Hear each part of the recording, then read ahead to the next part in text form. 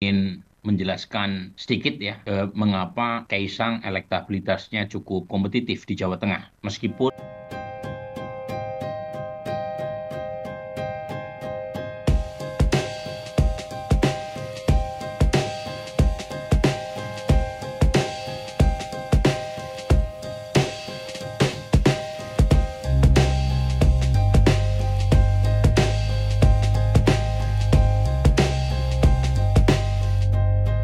saya hanya ingin memberi catatan kaki ya atas apa yang sudah disampaikan Mas Jayadi dan Mas Mada.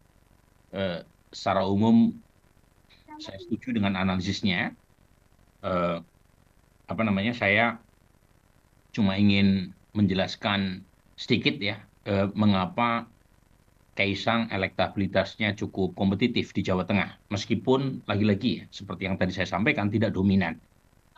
Eh, Menurut saya ini bagian dari yang tadi Mas Mada sebut di awal, yaitu ada dua fenomena baru yang terjadi dalam pilkada serentak sekarang. Dan apa efeknya? Dan dari data yang kita punya, itu ada informasi sedikit yang kita bisa indikasikan bahwa pemilu serentak ini membuat kebingungan di tingkat elit dan di tingkat massa.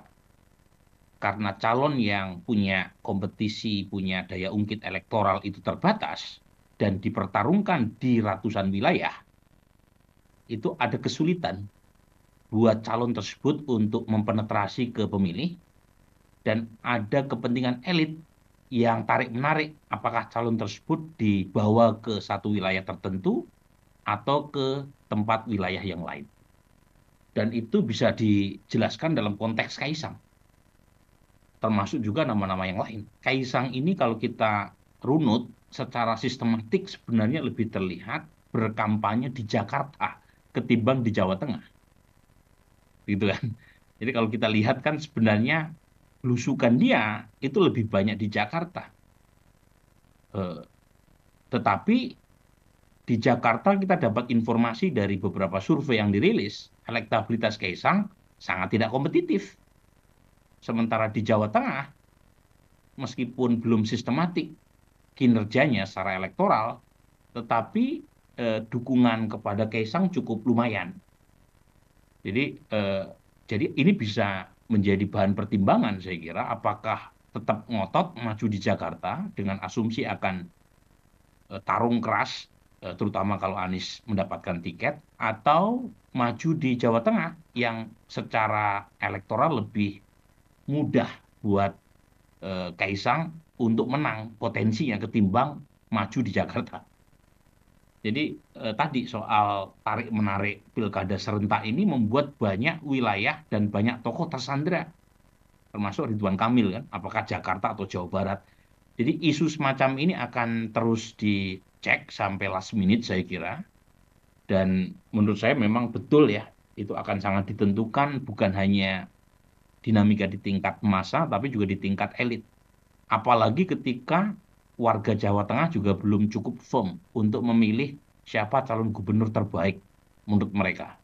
Buktinya sangat tidak ada calon yang dominan. Jadi pertimbangan elit menjadi sangat menentukan.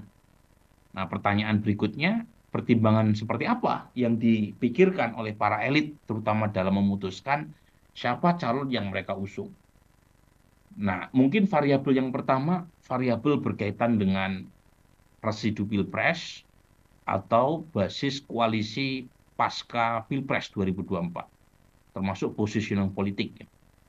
Nah, kalau misalnya pertimbangannya itu yang paling paling terlihat ya koalisi pilpres itu masih terjaga sampai sekarang, itu ya antara koalisi Indonesia Maju versus PD Perjuangan. Di luar itu relatif sudah lebih cair. Koalisi perubahan sudah ada nampak eh, perubahan. Jadi koalisi perubahan ini koalisi yang berubah-ubah gitu ya. Dan sepertinya kita tidak akan mendapati pola pilpres yang se-strict ya, seperti pada masa sebelum tanggal 14 Februari. Karena tadi tiga partai pendukung koalisi perubahan untuk di Jawa Tengah apalagi, mungkin di Jakarta masih satu dua masih solid, di Jawa Tengah karena mereka nggak punya calon kuat, kemungkinan akan ikut. ya, dua poros besar, yaitu poros pemerintahan Jokowi yang akan dilanjutkan oleh Prabowo Gibran versus PD Perjuangan.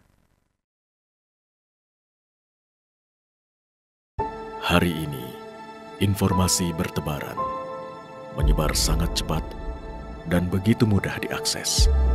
Tak menyangka kalau ulahnya menyebarkan video hoax Polisi melalui menangkap WhatsApp seorang pria atas unggahannya di media sosial. Namun hanya satu sumber independen yang bisa Anda percaya, menjunjung tinggi prinsip jurnalisme dalam setiap tayangan terbaiknya, menghadirkan berita bernilai sebagai referensi. Dan bersama 5 narasumber pilihan membicarakan Gelar bicara yang tajam, Ini kan kebohongan, Dok.